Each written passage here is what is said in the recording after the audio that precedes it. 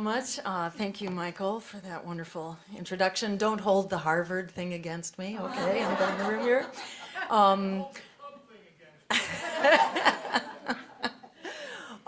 Let's see, and you know, I'll just, by way of background, I used to practice clinical medicine, and now I practice political medicine because it's the mother of all illnesses. Politics, that is, and we got to fix that illness if we're going to fix the other things that are literally killing us. And having been tricked into running for office for the first time in 2002, and I'll say two sentences about that, because that's what keeps me going, having sort of been lured into the world of political combat, which I wanted nothing to do with.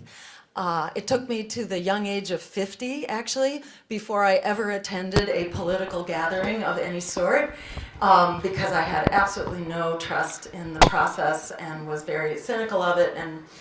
But I didn't know that there was a different kind of politics, a politics of buying for the people instead of buying for the corporations. Anyhow, I got tricked into running for office because nothing else was working. You know, might as well try that in the fight for health and justice and for schools that actually work for kids and communities. Nothing was working in our advocacy efforts. We even tried to get the money out of politics. In Massachusetts, we passed the Clean Elections Law, establishing public financing so that politicians would not have this excuse to go on bended knee to the deep pockets and basically make backroom deals, get the funding, and promise rewards in exchange. So we reformed that system.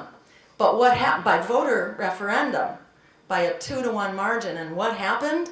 Well, what happened was the Democratic Party, that controlled 85% of the legislature, repealed it on a voice vote in order to basically get rid of the competition. And so that was one lesson, that change is not going to happen inside of the Democratic Party or the parties that are bought and paid for. The other lesson was getting actually in front of a televised debate, because people were fighting angry, even back in 2002, with this mockery of democracy that we call presidential debates. At that point it was the gubernatorial debates. And so we fought our way in to a televised debate. This was against Mitt Romney and a few other notables running for governor of Massachusetts in 2002.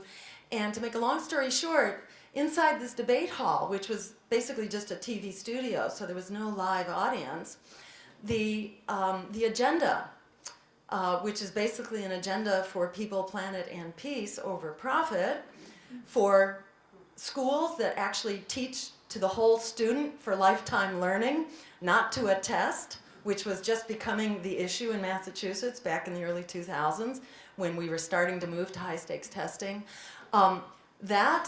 Standing up for teaching to the whole student, not to the test, but to the whole student for lifetime learning. Standing up for the right to a good job at living wages, for green energy, for cutting the military and putting our dollars back into true security here at home, in our schools and our hospitals and housing and so on.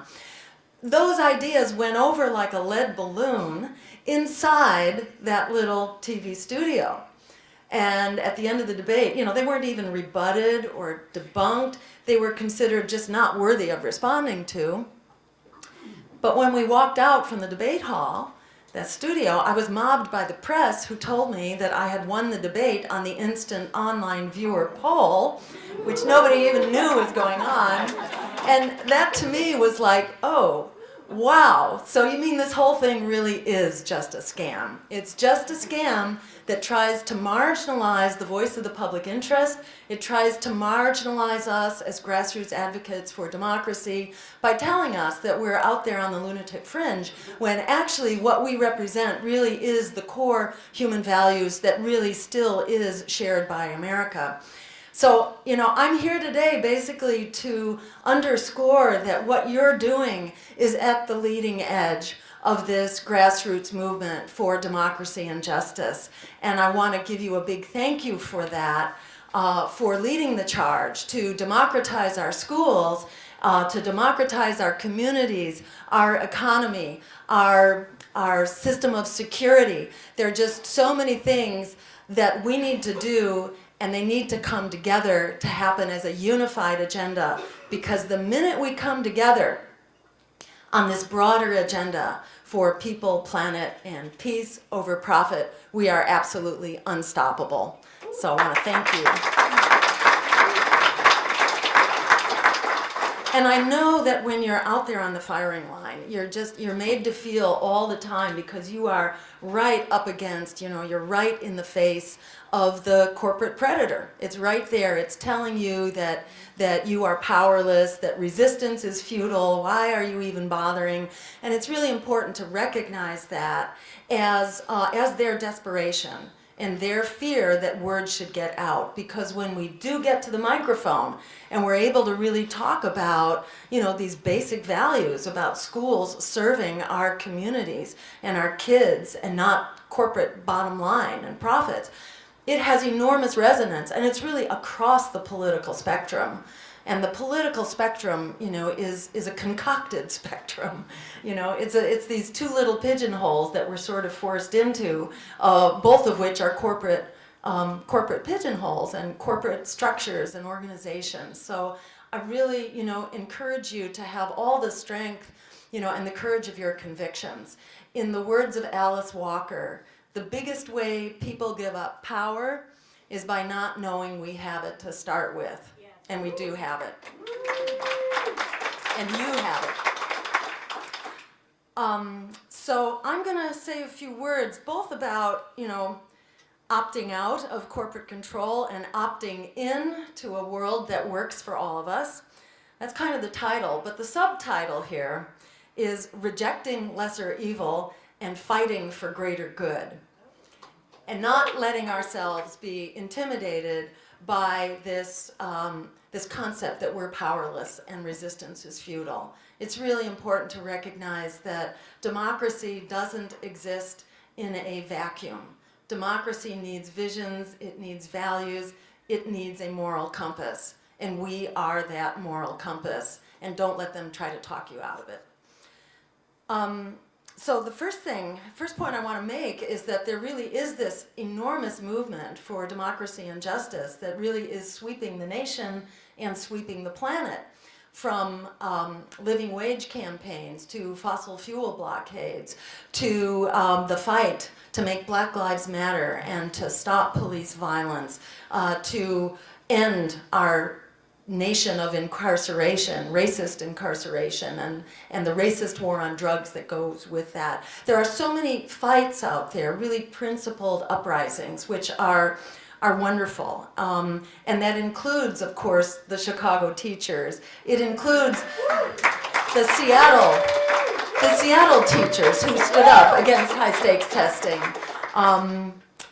The community in Dyett in Chicago and their hunger strike to protect their community school and to force it to reopen. So we're seeing this, people are rising up like we haven't seen in generations. And the other thing that's new, if you've been out there as an organizer for decades, what's really new, in my experience at least, is to see that people get that we are a whole. We're no longer allowing ourselves to be pigeonholed into just one issue or just one bill, but we're really standing up, and our movements are starting to come together. And that's where we have real power, with a vision of an America and a world that works for all of us.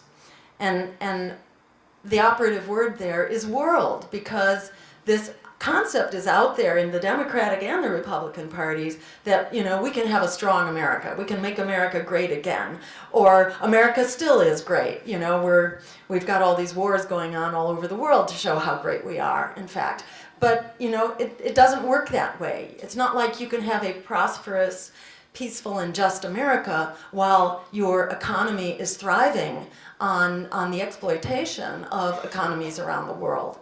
And that our security depends on bombs and bullets instead of really addressing the underlying drivers of this worldwide chaos. and let me say up front, it's really important to recognize the role of the U.S., both our agenda of economic domination and our agenda of military domination, that we are driving this, particularly in our weapons sales. We are number one in arming the world, arming all sides in the Middle East, arming the Saudis, who in turn are arming everybody else, all the combatants. So with one hand, we're bombing Al-Qaeda, and then with the other hand, we're working with the Saudis and the Qataris, who have enormous investments and support in groups that, if not ISIS, closely related to ISIS, they don't have strict firewalls between them. You know, this stuff is shuffling around all the time. So there are real solutions out there, but they're outside of the box of this concept of America that is sort of dominating the world economically and militarily. So we can have this world that works for all of us. And when we do have it, then suddenly our budget, you know, can be actually put to work for us. As you probably know, right now, 54% of our budget is our discretionary dollars are spent on the military. Anybody know what the next biggest portion of the budget is? I actually looked this up the other day because it occurred to me, I didn't know, I had never heard. What's next biggest after 54%? Well, it turns out after 54%, the next biggest thing is 7%. And there are a whole bunch of little tiny expenditures, but this is basically a military budget with a footnote here and there for education, a footnote for healthcare, etc. That's how the money is dividing up. So this is definitely what we need to change. And the goal here is that world and that America that works for all of us. And as you know right now, it's not working for all of us. In fact, it's hardly working for any of us. And I only want to mention this to underscore how incredibly big the coalition is for revolt here. And, you know, if you look at, for example, the jobs, you know, we are in this state of emergency right now. They tell us we're in a recovery, but, you know, what recovery? Anybody believe it's a recovery out there? I don't think so, right? So, yeah, jobs have come back, but these are part-time and temporary jobs. We are looking at wages now, which are barely above poverty. Average workers' wages are just barely above poverty. 40% of workers are making under $20,000 a year, well into poverty. Household wealth, compared to before the Wall Street crash, has been slashed by 40%, and in the African American community, it's much more than that. In fact, the average African American family, this is an outrageous statistic, I don't know if you've heard it, the average African American family used to have 10 cents for every dollar that the average Caucasian family had.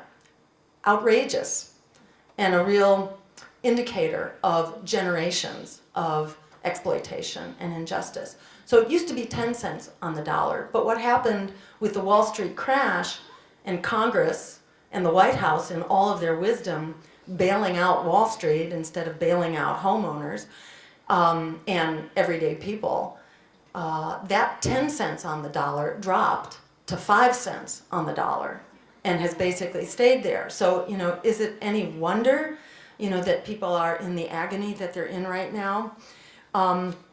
We're looking at an entire generation of students who are locked into student debt without really an opportunity to get out of it. This is what it looks like because the economy is not getting better, it's only getting worse, in fact. African Americans who take their lives in their hands, walking down the street from police violence, and millions of undocumented Americans who are the hard-working backbone of so much of our economy, you know, are threatened with deportation.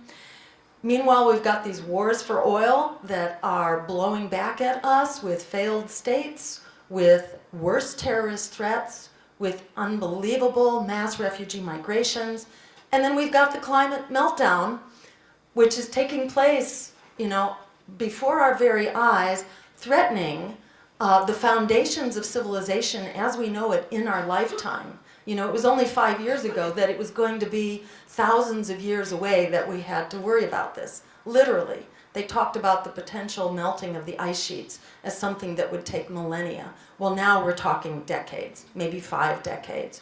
Just, I think 3 days ago, the UN came out with a warning that we are losing our pollinators. You know what that means, to lose it? These are like the butterflies we no longer see, the bees that are becoming obsolete. And without pollinators, forget it, you know, for a food supply.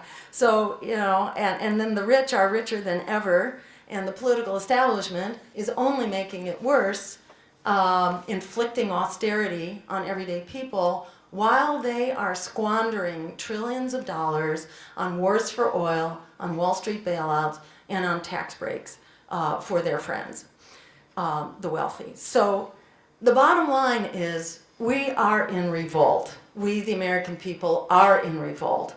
And while the media, etc., the political parties try to cover that up and are trying to squeeze people back into the old pigeonholes, it's just not working. And it's fascinating to see how the really energized campaigns in both of the establishment parties are outsider campaigns. People really are very reluctant to support any candidate who's an insider candidate. And of course, this is why Hillary Clinton is struggling. And I just want to mention, you know, the Democratic Party has a very clear track record. They have what's called a kill switch for true rebels in their ranks. And this is not the first time that they are using it. You may remember with Dennis Kucinich, they redistricted him, got him out of the way. For Howard Dean, they created the Dean Scream, you know, that public relations smear campaign. For Jesse Jackson, they also did a smear campaign after he had won 12 Midwestern primaries. So this is why, you know, it's really important, I think, to realize that you cannot have a revolutionary campaign inside of a counter-revolutionary party. We have to be here, you know, we have to be there to fight this for the long haul. And a campaign that can go back inside the party and go to work for and endorse the candidate that represents, you know, the corporate takeover, that's not, in retrospect, a revolutionary campaign. You really have to be willing to take this all the way, to fight this for more than 6 months or 9 months. It would be nice if it was that easy. I don't think it's going to be that easy. I think it's going to be a longer haul. But it's really important, I think, to recognize how much strength we have going into this. The Wall Street Journal did a poll. This was, I think, their most recent political poll at the end of last summer, that found the majority, or actually 50%, so it's a near majority, going on majority, because the numbers are going up. 50% of Americans have now divorced the Democratic and Republican parties. Those parties are now minority parties. They don't want you to know that, but Republicans represent 21% of the American public, and Democrats represent 29%. So that's a lot of people who are really, you know, chomping at the bit for something different, for something that doesn't look like a rat, smell like a rat, and sound like a rat.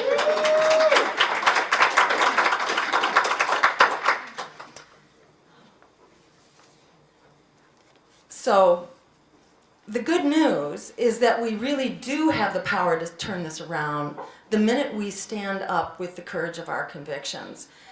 Because, again, we do reflect, I think, the basic vision and values of the American people. And here, as a broad coalition, is what the numbers look like. Just recognize this one thing. Anybody know how many people are in college debt now? So it's young people, but it's also Gen Xers and middle-agers and a lot of people in this room. Yes. So it's 43 million is the number, and rising. Now here's the magical thing about that number.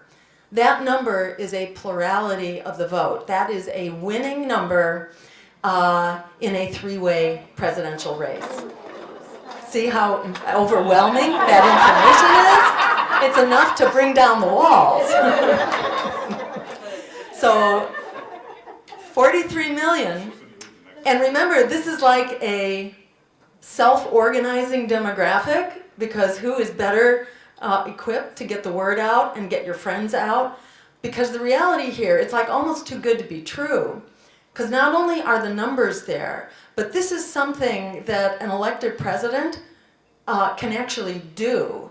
The president, because the president appoints the chair of the Fed, the president can actually nudge the Fed into doing for students what the Fed already did for the Wall Street crooks.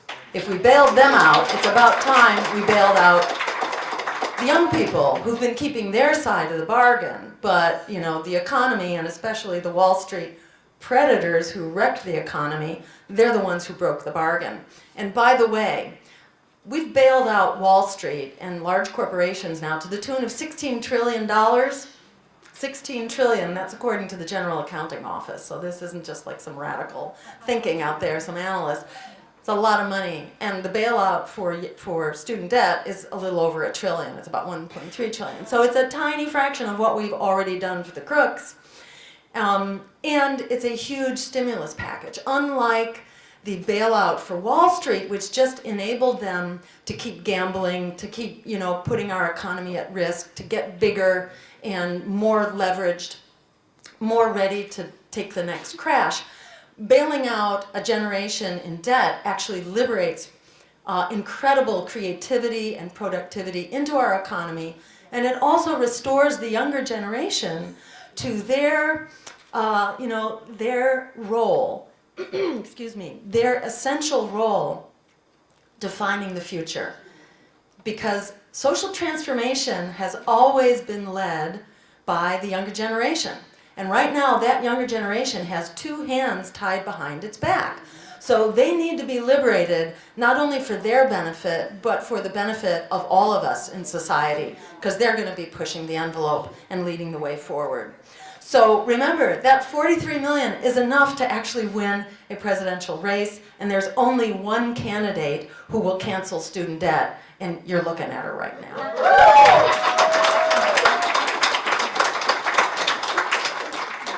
So the bottom line there is get the word out, because this is one of those guerrilla campaigns that we actually could win. And I want to underscore that there are many ways to win. One can win an election without necessarily winning the office by simply laying the groundwork for the win that comes next.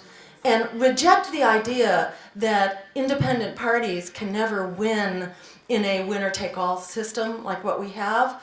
Because we have. In fact, in our own history, we have an example of a president who came to power at a time of incredible social upheaval, and this was just before the Civil War, at the time of the abolition of slavery. And that president's name was Abraham Lincoln, who was running in what was at the time a third independent party called the Republican Party, which was outside of the mainstream system. So it does happen. It's unusual, but it happens at times of great transition, and we are at one of those times of great transition right now. So don't let them tell you it can't be done. And it also just happened in Scotland, which you probably didn't hear about, thank you so much. In Scotland, the Scottish National Party, which is a party of justice and liberation, they just went from basically no representatives to having the vast majority of their congressional representatives. So that's an example of another total turnaround. We saw the same thing happen in Syriza. There, you know, the battle goes on in Greece. It's not a done deal. Although there are some very exciting things happening in Europe now, as that battle for justice in Greece begins to really be spread out across the EU. Yanis Varoufakis, who was the very rebellious minister of the economy, is now going around Europe to engage support to democratize Europe so that it's not creating disasters out of the poorer countries in Europe. So there are exciting things happening there, but that too was an example of a party that basically came from nowhere, that is Syriza, came from nowhere to becoming the dominant party over the course of really just a couple of election cycles. So, you know, the really critical thing is to flick that switch in our own brains from powerless to powerful. They want us to think that it's hopeless, because if we're hopeless, we're powerless. So we have won the minute we recognize our power and resolve that we are going to use that power.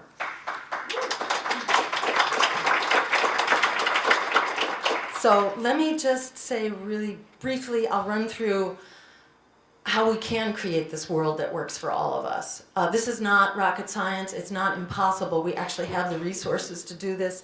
So, we can cancel student debt and make public higher education free. It pays for itself.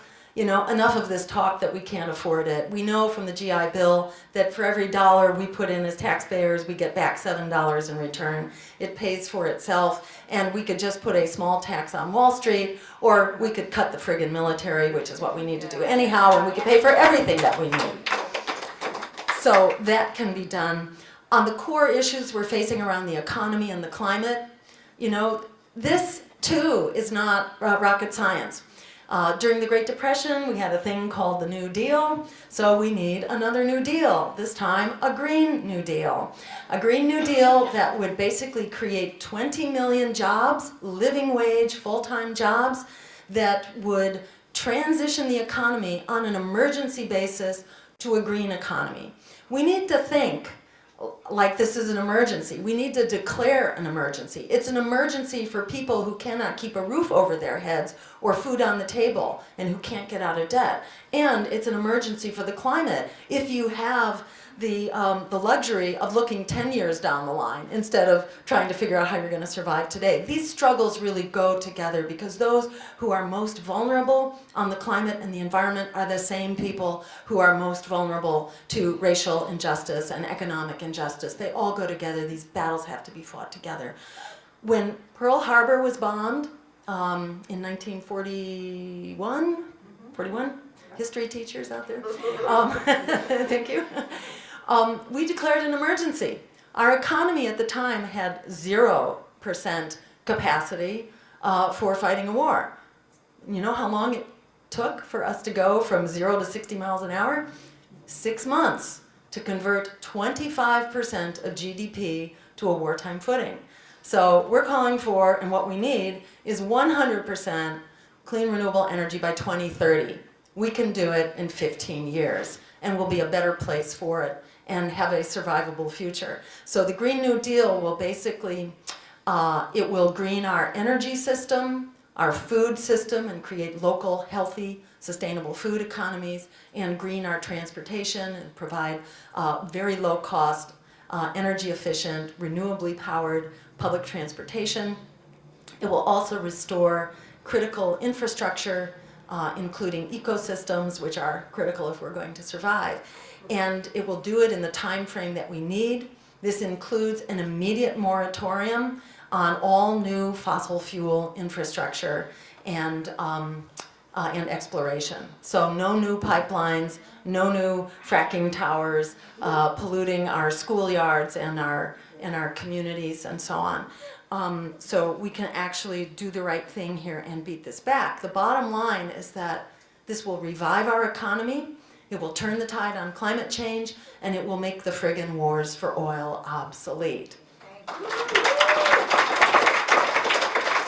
And that, in turn, is how it can pay for itself. Because if you don't need to spend $1 trillion a year maintaining your routes of oil transport and your natural gas pipelines across Syria and other places like that, if you don't need to be fighting those battles, then we got a lot of money to put into exactly what we need here. And there's one other thing I want to say about this, which few people know. This is kind of the well-kept secret.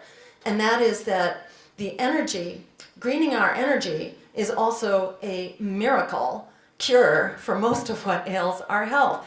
And it's not only the green energy, it's also having a healthy, local, and green food supply so that we're actually subsidizing food that's good for us instead of subsidizing the food which is literally killing us.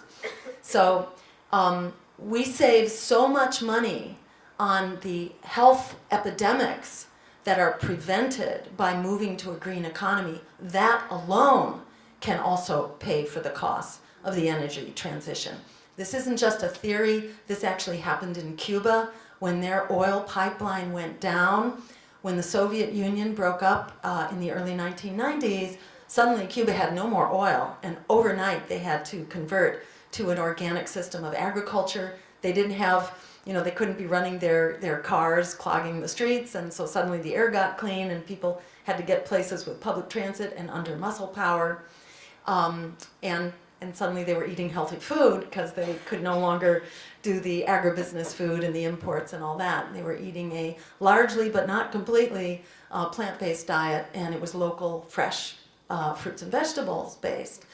And what do you think happened? They're incredibly stressed out. Their economy is crashing. You'd think their health would really, take a nosedive. But what actually happened was that their death rates from diabetes went down 50%. Their death rates from heart attacks and strokes went down 25 to 35%. Their all-cause mortality went down by about 20%. So they're having this health revolution. And how much did it cost them? 0. We're spending $3 trillion a year, and we can't come anywhere close to that. We're just getting sicker all the time, and our longevity is diminishing. Spending $3 trillion a year, but it's not on a healthcare system. It's actually a sick care system, which tries to patch us up with pharmaceuticals after we've made each other sick, or I should say after corporate America has made us sick from energy pollution and from a sick food system, et cetera. So this is a win-win solution. The Green New Deal can be transformative.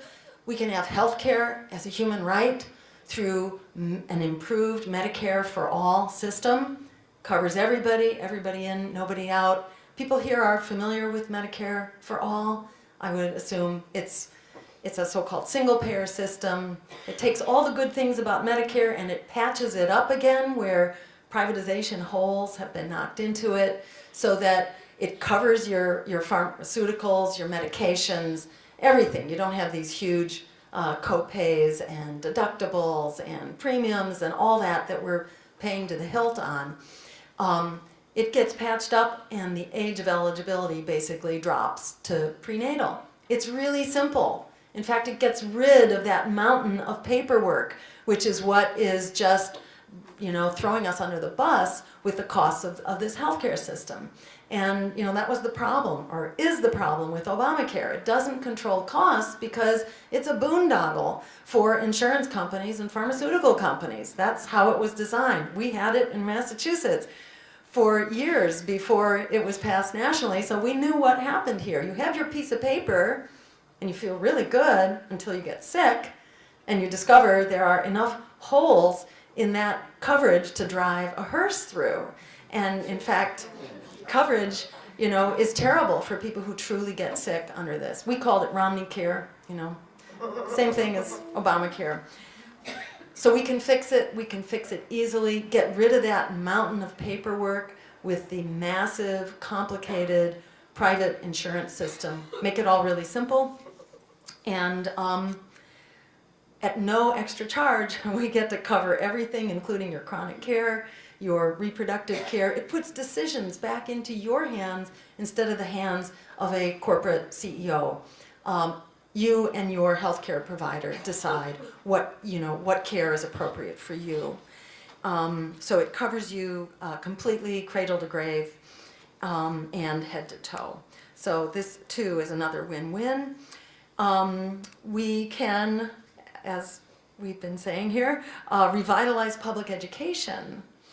And, for starters, how about we fully fund it? Let's fully fund it and equitably fund all of our schools.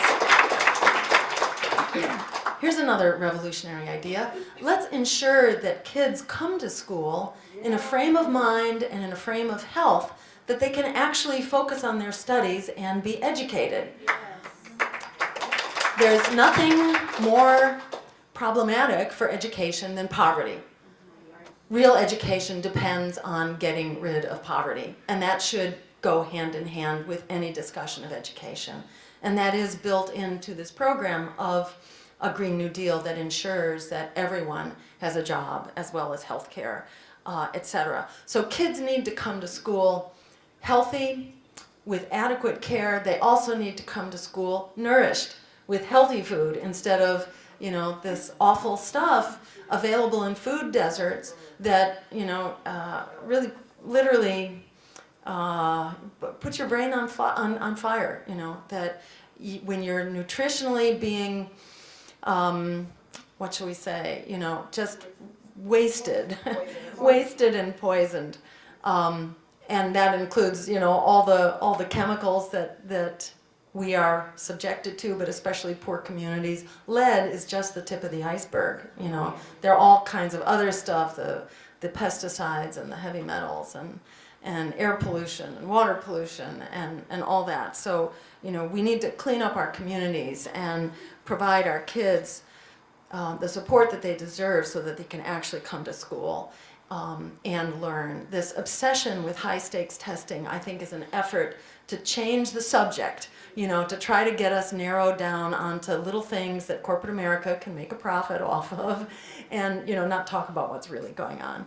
But when you do have a chance to talk about it, people get it. They get it in a heartbeat. And I think people have really been raked over the coals long enough by the system. There's an absolute rebellion going on out there, and it's really time for us to ride that wave, and that wave is happening and it's growing. And I think we can feel really confident that the public is going to resonate. The more they hear about opting out, the more they are going to get it. And let's see, the other thing I wanted to say about education, was just, it's so obvious that high-stakes testing, it's harmful, especially to the people for whom it was supposedly designed. This was going to help challenged learners and hold them accountable, hold their schools accountable. It's harmful as a form of education.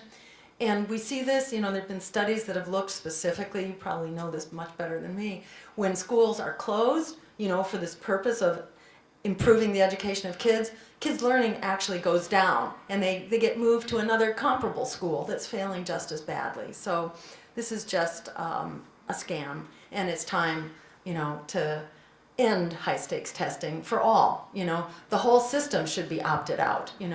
Parents should not have to choose.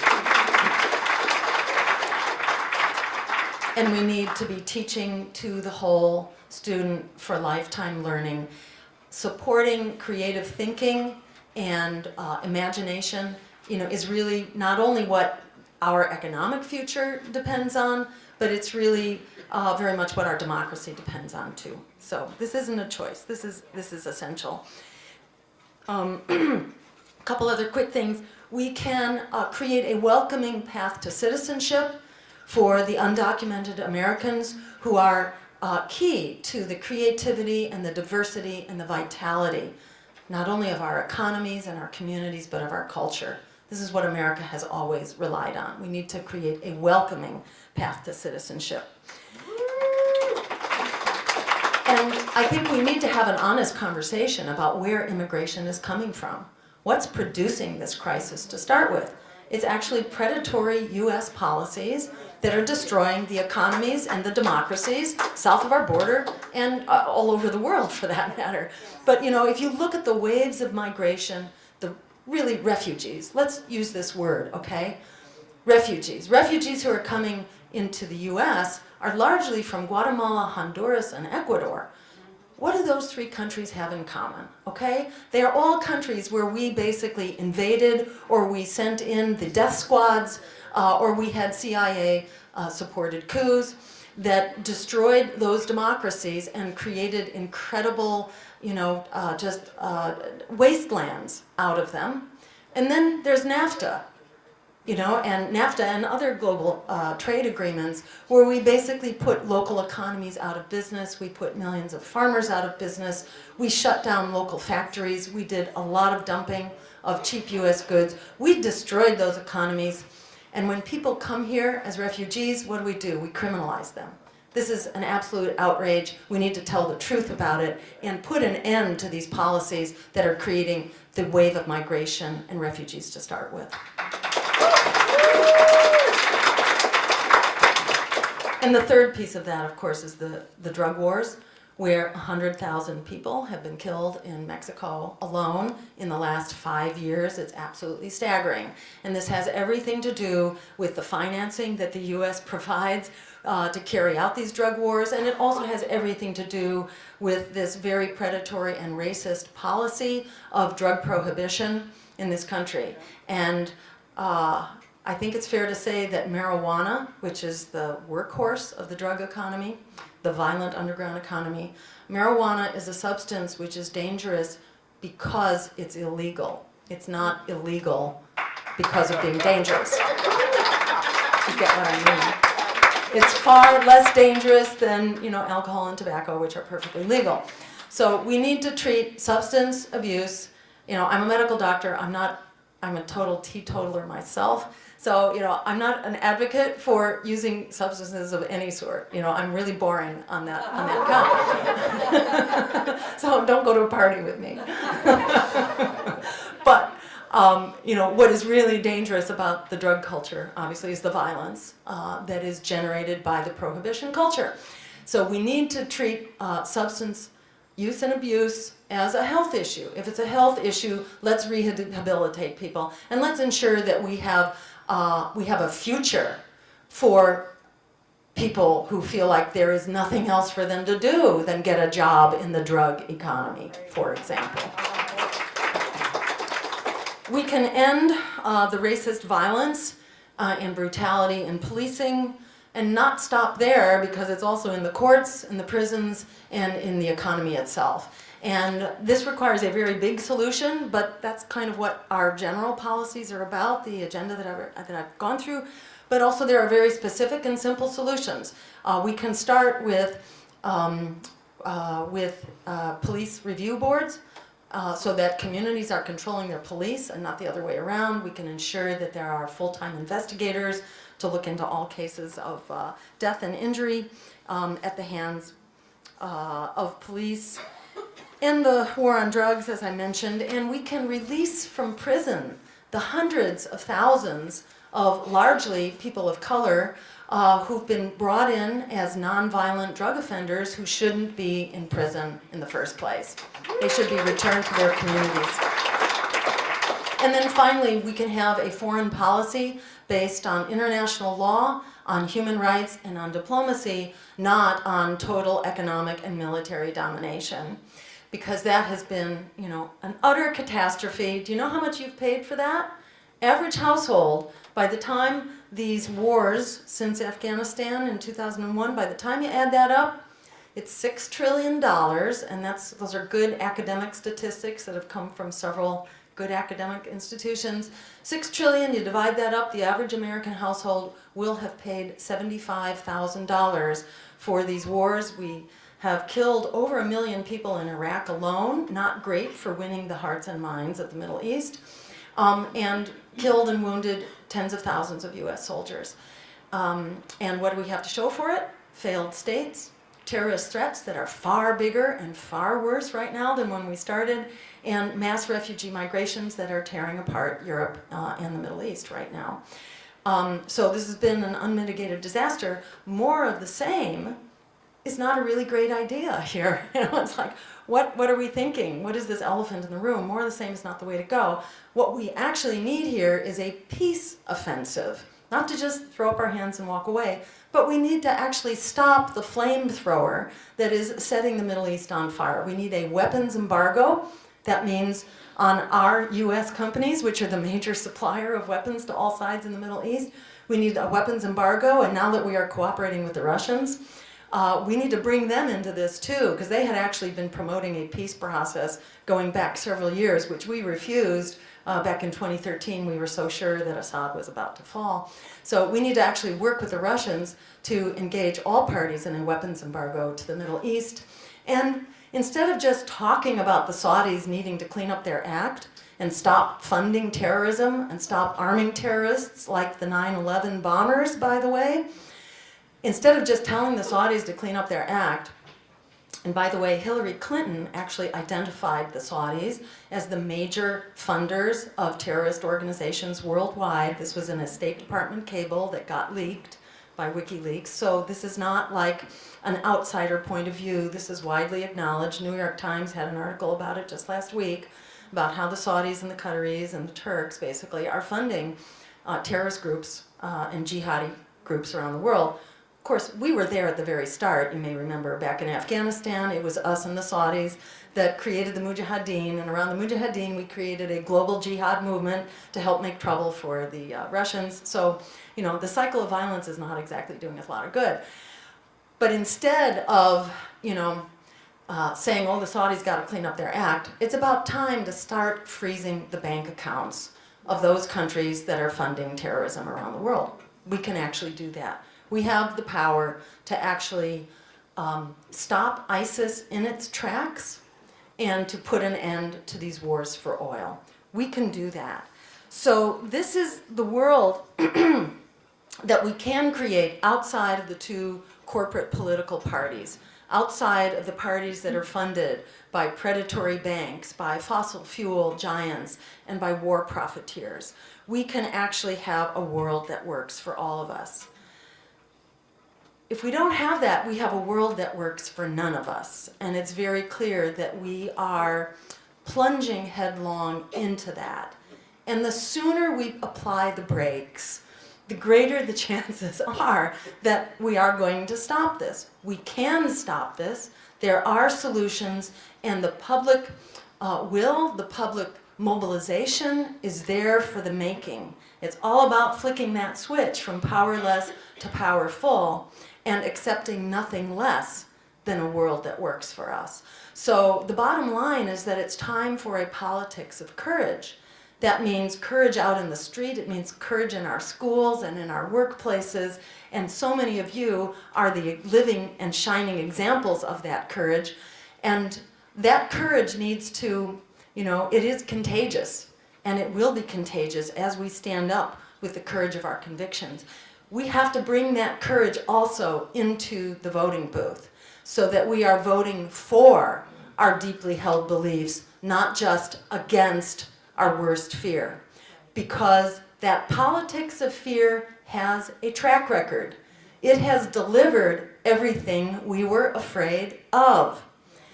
Think back to all the reasons you were told you had to vote for the lesser evil, because you didn't want the massive bailouts on Wall Street, you didn't want the expanding wars, you didn't want the privatization of our schools, you didn't want the offshoring of our jobs, you didn't want the attack on our civil liberties. All those things are what we have gotten by the droves because we allowed ourselves to be silenced and to let a corporate lesser evil political party speak for us. And, you know, the bottom line is that that politics of fear delivers everything you're afraid of. If we allow ourselves to be silenced, well, silence is not an effective political strategy. Allowing the lesser evil to speak for us doesn't work. In fact, the lesser evil paves the way to the greater evil. Sometimes they adopt those policies themselves. Other times, people just fade away and they won't come out and support a lesser evil party, so they just stay away from the polls.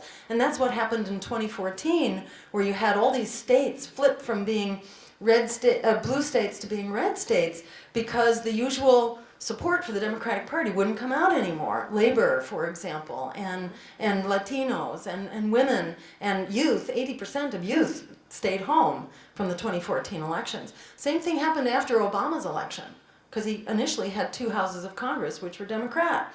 And they flipped, you know, first one and then the other. They flipped because people had been abandoned by this agenda of lesser evilism.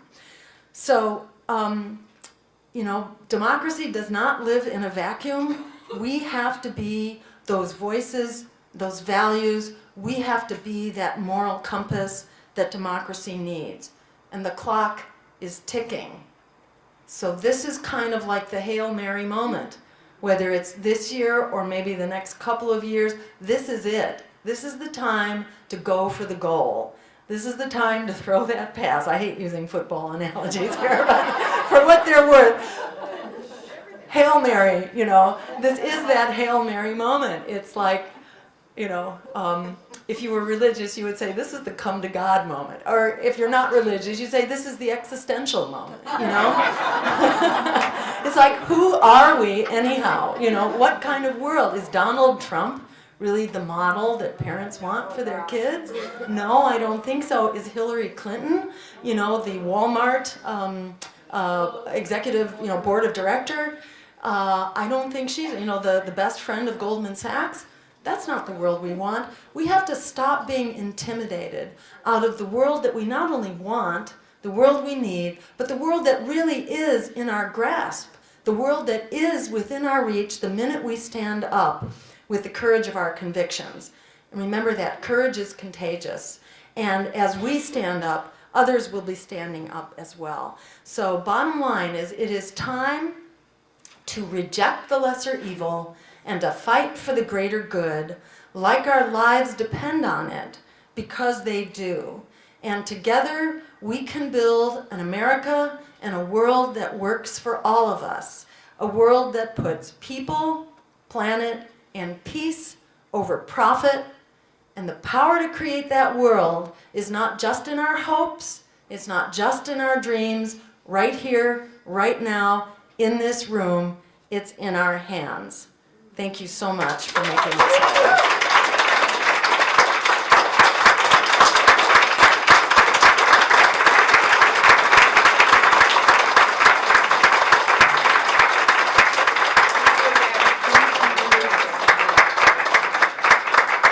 Thank you all so much. I know we probably will have some questions, so as you can tell, we're a little off schedule, so we're hoping everyone bears with us.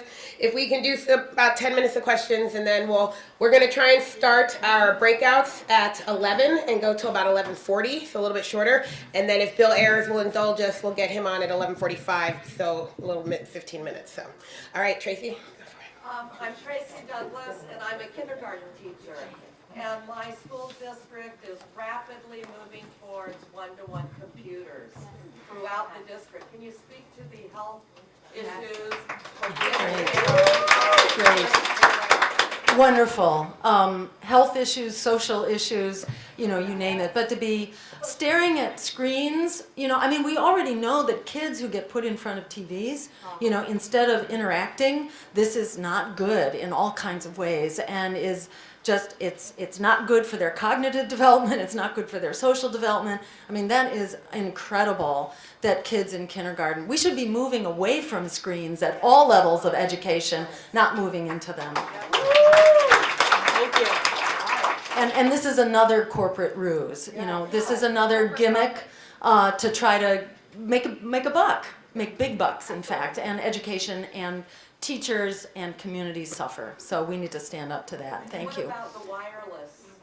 Yes, right. I mean, we should not be subjecting kids' brains especially to that. And, you know, we don't follow that issue in this country, but in Europe where they do, you know, they have good precautions around wireless. Maybe not good enough, you know, because it's very hard to study this stuff. You know, we make guinea pigs out of whole populations and then we discover how many die. You know, and this is like the paradigm for how public health works in this country, and it's outrageous, you know. I mean, this is why we need to take back really not just our schools, you know, and our electoral system. You know, we really need to take back the whole institution of how we create health, how we protect health, and our research institutions as well need to be publicly funded and publicly accountable, not for the device manufacturers, not sponsored by the pharmaceutical companies. You know, it's no surprise that people, you know, people don't buy what our regulatory agencies are telling us. We've completely lost trust in them when they are being run by lobbyists like the, you know, a vice president from Monsanto, who's one of the assistant directors of the not the DEA, which one? The FDA, yes, I mean, we right. shouldn't trust Nestle to give us dietitian advice? Exactly. This was an Obama appointee, okay? Yes. That did that. Yeah, and then Thank right you. there. That was my question about the Wi-Fi radiation. Okay, excellent, good. Some other folks? Yes, sir. Seth, I think it was? Me? Yeah. Yeah, hi. You said, think back to all the times when you voted for the lesser evil, see what came of it. actually think back to the times when I didn't vote for the lesser evil and what came of it. So in 1980, I wrote an op-ed piece in my high school newspaper. Why people should support Barry Commoner and the Citizens Party. Because there's no difference between Carter and Reagan. 20 years later, I supported Nader, having learned basically nothing. And, you know, I have nothing against third parties. My parents met in the Henry Wallace campaign in 1948. But, you know, the thing about the Nader campaign is, after it, it didn't help kill the Green Party as far as I can see. So do you think things have changed enough so that a vote for you now would result in a Green Party that could grow more and grew after Ralph Nader? Great point. Great point, yes. And you know, in contrast, let me point out what happened when the socialist candidate ran for president many times over in the early 1900s when Eugene V. Debs ran. Because what he did there was really inspire a whole generation of activists and challengers at the local level who won office at mayors, city councilors, school committees, on up to congressmen and even a governor. And in my view, that's the model for third parties. And I greatly respect and admire Ralph Nader. I'm running a very different kind of campaign, and I'm also a member of a party. Ralph Nader was never a member of the Green Party, and maybe that says something right there about an essential difference in what our goals are. When you are as impressive and formidable a person as Ralph Nader, you can be a one-man show. My approach really is to build a party because we need all of us, and I don't think any of us are going to do this alone. So we are very much focused on building, and I think the greater success of our campaign this time compared to 4 years ago is very much an example of how we are building credibility, how we are building chapters, and encouraging people to run. It's an uphill fight now, I think. For people to have the sense of confidence and, you know, to dare to challenge and to understand that this is not just one race. This is, you know, this is a way of life, you know. And as Frederick Douglass said, power concedes nothing without a demand. It never has and it never will. And I think that's something that our generations are just learning, you know, that we have to take this fight into the voting booth, and we have to do that continuously. It's part of the social movement that we have to build in our schools and our workplaces, but it needs an electoral component. And I think there's every reason, you know, to be a part of that political and electoral movement as well. And you absolutely make the point. This doesn't happen in the course of one campaign. This is about building political challenge for the long haul. Thank you. Another question? Sorry, in the back, and then I'll come to you, Beth. Yes, ma'am. My name's Terrell, and I go to Penn Treaty High School, and I really care about education, and like education means a lot to us, and without education we would be nowhere. Yeah. Governor Tom Wolf came to Penn Treaty High School, and I asked him, how do you feel about the Every Student Succeeds Act? And I wanted to ask you the same question. Thank you. Great. Yeah, thank you. You know, I think we need to go back to the drawing boards on the Every Child Succeeds Act, because it's, you know, it's a guarantee that kids will not succeed. It pits kids against a system that commodifies education, that tunnels down teaching, that pressures teachers to teach to a test. It's all the wrong stuff. And, you know, the amendments that were offered to it, there was an amendment that would have allowed kids to opt out, the Lee Amendment, I think it was called, and all of the Democratic leadership, in fact, all of the Democrats voted against that.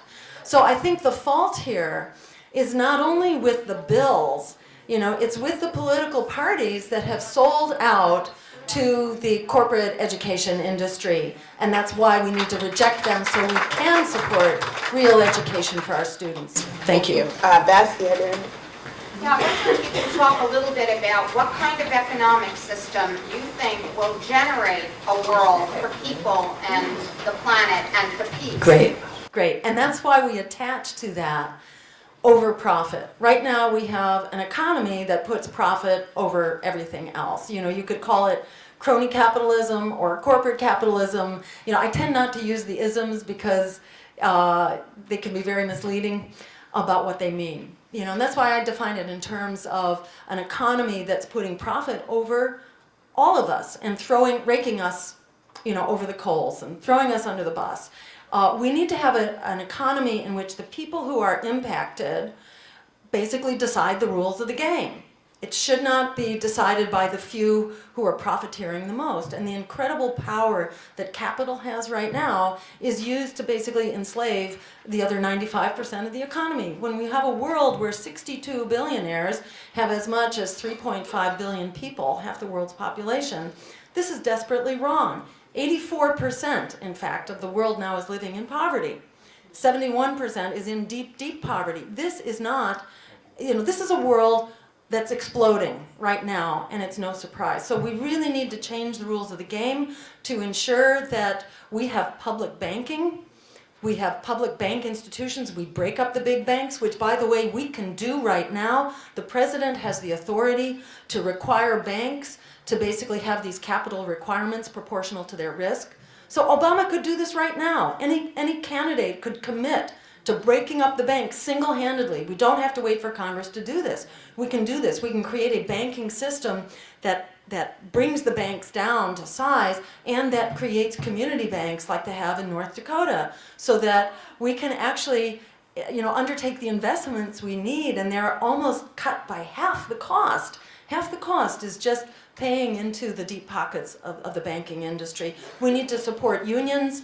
We need to support our teachers' unions in schools because they ensure that we have quality schools.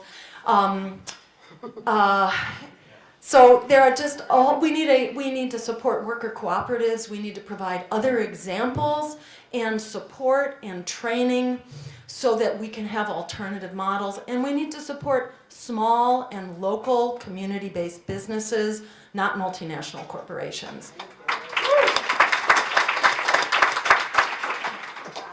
I just have two quick things that I recommendations for you. When we talk about free college, can we say public? Yes. We didn't say, Yes. when we bail the banks, we say free bailing.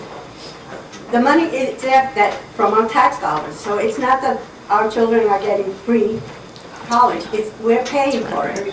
So that, you know, that's one of the things. The other one that I would recommend that you, when you use about the immigration, the illegal immigration that they call. Undocumented is the term I use.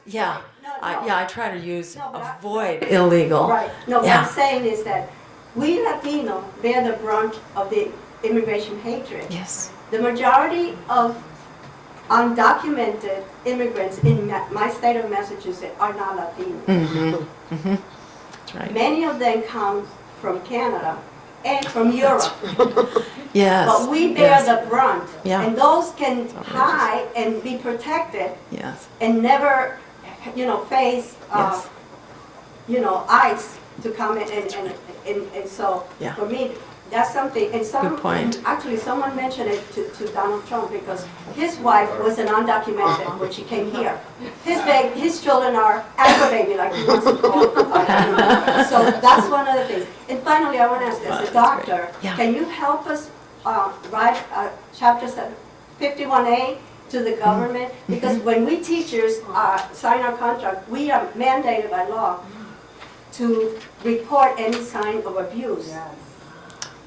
The medical profession has already determined these tests to be Oh, that's really harmful great. to children. Yes. So how can we Yeah. Oh, that's a write, great idea. Yeah. 51A to the government because they're the Yeah. ones who are imposing the abuse? Yes. That's a great idea. I love it. Let's do it. Stand in the back and then I'll come up here after.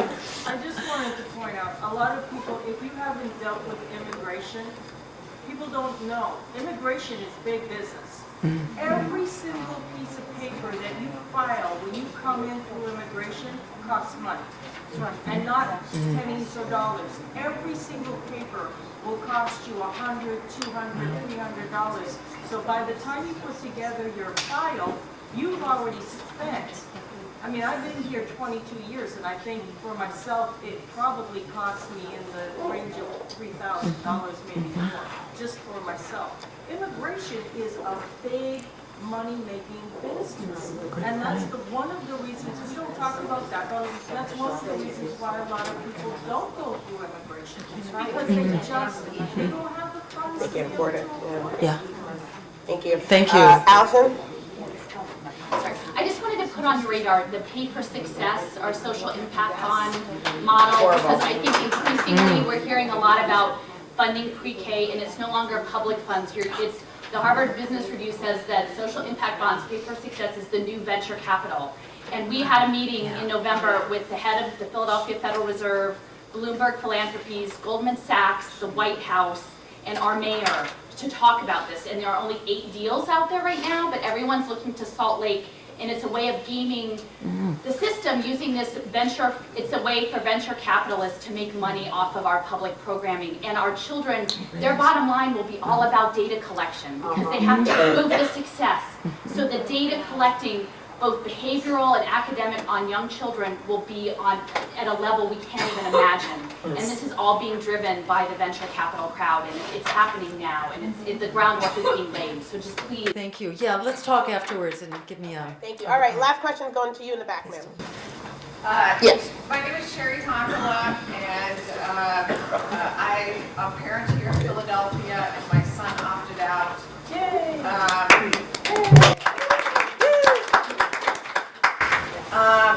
And I was also Jill's running mate in 2012.